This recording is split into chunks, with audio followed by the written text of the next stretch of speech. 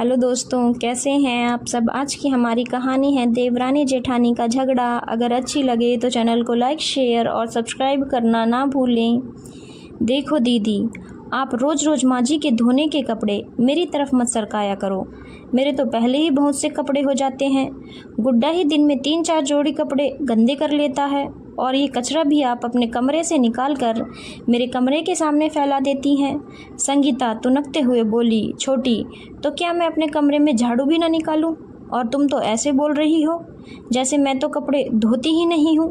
तेरे आने से पहले तो मैं ही सभी के कपड़े धोती थी, यहाँ तक कि देवर जी के भी कपड़े मैं ही धोती थी, लेकिन यहाँ तो किसी को मेरा किया दिखता ही नहीं। संगीता की बात सुनकर खींचते हुए शीतल भी बोल उठी, दीदी, ये रोज़ रोज़ एहसास मत दिखाया करो। पहले का तो मुझे पता नहीं आप क्या करती थी और क्या नहीं, लेकिन मेरी शादी के बाद तो आपने कभी इनके लिए एक कप चाय भी नहीं बनाई होगी। आपके तो बच्चे भी बड़े हो चुके हैं, लेकिन मेरा बेटा तो अभी छोटा है, फिर भी मैं आपसे ज़्यादा ही काम करती हूँ। और जो मैं इतने साल से इस परिवार की सेवा की, उसका क्या? माँ जी खाती पीती मेरा है और पक्ष तेरा लेती हैं, तो क्या हुआ? बातों से किसी का पेट नहीं भरता। माँ जी को सब कुछ गहने भी तो आपने ही दबा रखे हैं। इस तू मैं में दोनों देवरानी जेठानी की आवाज़ इतनी तेज हो गई कि पड़ोस में रहने वाली जमुना काकी और ललिता भाभी अपनी अपनी बालकनी से झांकने लगी। उधर बाजार से आते हुए जब निर्मला जी ने पड़ोसनों को अपने घर में झांकते हुए देखा तो समझ गईं कि आज फिर से दोनों बहुओं में खटर पटर चालू हो गई है। जब जमुना काकी ने निर्मला जी को आते देखा तो व्यंग से मुस्कुराते हुए ललिता भाभी से बोली, अरे हमारे पड़ोस में तो हमेशा चहल पहल रहती है, मुफ्त ही की फिल्म देखने को मिल जाती है रोज़ रोज़। उनका हंसना निर्मला जी को तीर की तरह चुभ रहा था। कहाँ कुछ सालों पहले वो गर्व से छाती चौड़ी करके सारी पड़ोसनों के सामने कहती थीं, तुम लोगों को तो बहुएं रखनी आती ही नहीं हैं। देखना, मैं अपने बेटों के लिए ऐसी बहुएं लाऊंगी कि सारा मोहल्ला देखेगा। सचमुच आज सारा मोहल्ला ही उनकी बहुओं का तमाशा आए दिन देखता था और उपहास का पात्र बनती थीं निर्मला जी। निर्मला जी के घर में कदम रखते ही दोनों बहुएं मुंह फेर कर अपने अपने कमरे की तरफ चल दी, लेकिन अब निर्मला जी की बर्दाश्त करने की क्षमता खत्म होती जा रही थी। उन्होंने तय कर लिया था कि अब वो सबके सामने उपहास का पात्र नहीं बनेंगी। अगले दिन से वो अपने सारे काम खुद ही करने लगीं, लेकिन बाहर का कोई भी काम जैसे सब्जियां लाना, घर का सामान लाना, बच्चों को स्कूल छोड़ना आदि कुछ भी नहीं करती थी। जब संगीता सब्जी लेने जाती तो पड़ोस की औरतें हंसते हुए कहती, क्यों संगीता, आज तेरी सास के लिए खाना तुम बनाओगी या तुम्हारी जेठानी?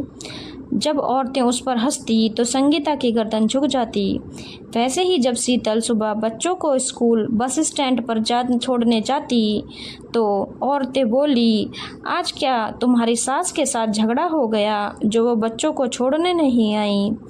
पहले जहां लोगों की हंसी का पात्र निर्मला जी बनती थीं, अब वे तंज संगीता और शीतल को सुनने पड़ते थे। तंग आकर संगीता और शीतल निर्मला जी के पास गईं और बोली, माँ जी, बाहर के काम आप ही किया करो, हम तो बाहर जाते शर्म आती है। निर्मला जी बोली, क्यों बहुओं, तुम्हें शर्म आती है? और जो तुम दोनों के कारण मुझे सबके सामने शर्मिंदा होना पड़ता है, उसका क्या? आपस में तुम दोनों झगड़ते हो और तमाशा देखकर मज़े सारा पड़ोस लेता है। कितना गर्व था मुझे अपने परिवार पर कि मैंने अपने बच्चों को अच्छे संस्कार दिए हैं, लेकिन तुम दोनों ने तो मेरे सारे अरमान तोड़ दिए। परिवार किसे कहते हैं शायद तुम्हें पता ही नहीं है। परिवार का हर एक सदस्य एक कड़ी की तरह होता है। जब तक वो जुड़े रहते हैं तब तक उनकी मजबूती बनी रहती है। अगर वो कड़ियाँ एक दूसरे को ही काटने लगेंगी तो उनका कोई वजूद नहीं रह जाएगा। सुख दुख में अपने ही काम आते हैं, ये दुनिया नहीं। आपस में झगड़ोगी तो लोग मजाक तो उड़ाएंगे ही, साथ साथ तुम्हारी आपसी फूट का फ़ायदा भी उठाएंगे।